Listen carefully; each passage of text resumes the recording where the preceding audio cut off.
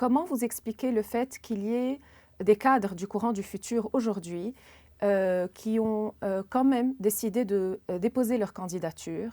Est-ce que vous pensez que il va y avoir une genre de scission avec le courant du futur? Ou et comment est-ce que cette décision prise par ces cadres, donc de déposer leur candidature, va être perçue par la rue sunnite aujourd'hui?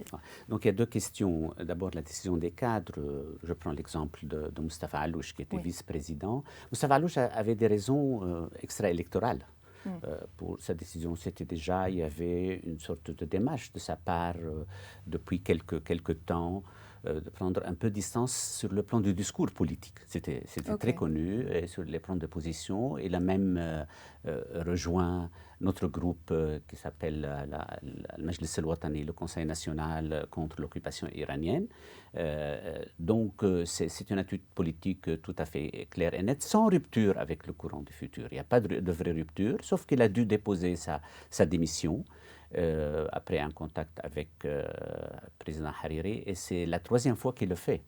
Ah. En fait, il avait déjà présenté 2 fois avant sa démission en tant que vice-président du courant du futur, que Saad Hariri avait refusé. La troisième, il a fini par l'accepter. Donc il n'y a pas un vrai conflit sur ce plan, puisque sur le plan stratégique général, les visions sont assez proches. Le problème se pose sur les tactiques quotidiennes, comment s'opposer à Hezbollah, comment s'opposer à cette domination. Et maintenant vient s'ajouter ce problème, le problème de la campagne électorale. Faut-il y participer ou faut-il être à l'écart? Je crois que Mustapha Allouche et pas mal d'autres cadres du courant du futur pensent que être en retrait, c'est donner un grand avantage à Hezbollah, et que ça laisse présager pas seulement une victoire du Hezbollah, même nous craignons à un moment donné, s'il y avait vraiment un laisser-aller complet, que le Hezbollah finit par avoir le contrôle de plus que le 2/3 du Parlement libanais, avec tous les risques que ça comporte sur le plan de la Constitution, sur le plan des armes, légaliser les armes illégales, comme un peu ça s'est passé en Irak. Donc c'est une question politique qui s'ajoute à la détermination que Hariri a pris de s'écarter. Et de ce fait, là, il y a pas mal de cadres qui préfèrent démissionner pour faire partie de cette campagne électorale.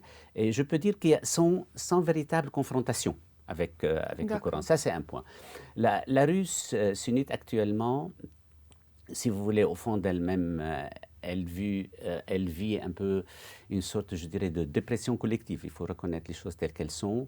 Vu l'évolution négative qui s'étale maintenant, au moins depuis 2008, depuis l'invasion de Beyrouth par Hezbollah, et jusqu'à 2011, où le coup d'État des chemises noires de Hezbollah. Depuis lors, les sunnites ont l'impression qui sont matés sur le plan de leur expression politique, qu'il y a une tendance chez le Hezbollah de mettre la main progressivement sur les actifs politiques de la communauté sunnite.